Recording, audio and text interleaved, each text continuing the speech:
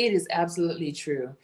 All of us are recognizing, rightfully so, that over this past year or so, that there are higher levels of anxiety and depression and frustration, right? I mean, in the midst of the unemployment and the school changes and the social isolation, whoo, it's real in these streets. It sure is. And so this week we're talking about 7 tips to strengthen your mental health. We are on day 5. It's been an exciting journey as we have come together day 1, day 2, day 3, day 4, and talked about what are tips that we can use to strengthen our mental health. We want to stay focused. We want to stay mentally strong and mentally healthy. Well, here in day 5, our tip for today is limit the amount of time that you spend on social media and the news. Ooh.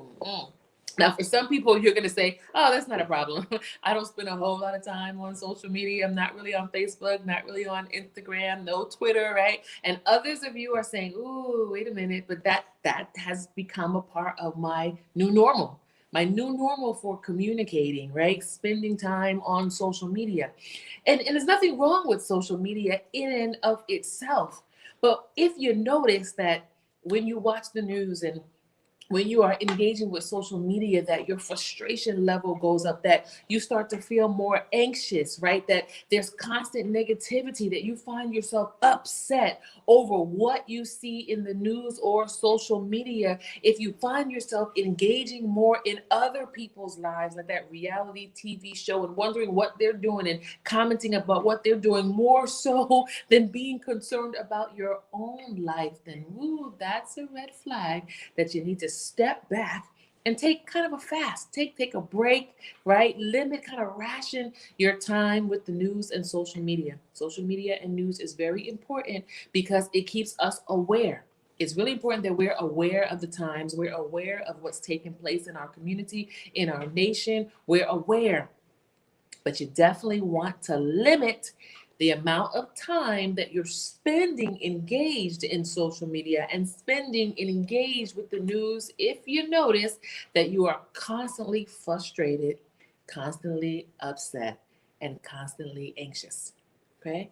Again, we're talking about 7 tips to strengthen your mental health.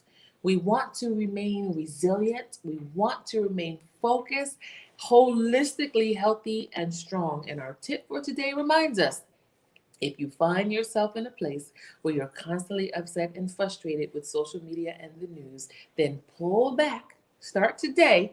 Pull back, limit, and replace that with something positive. Whether you replace it with going for a walk, replace it with actually sitting down and eating dinner with your family, replace it with spending time reading your word, saying a prayer, replace it with an act of kindness for someone else. Yeah, replace it so that you can get yourself back to wholeness. All right, Chaplain Benton here. I want to invite you, if you have not watched our previous videos, go ahead and watch them and look forward. We have 2 more coming, day 6 and day 7.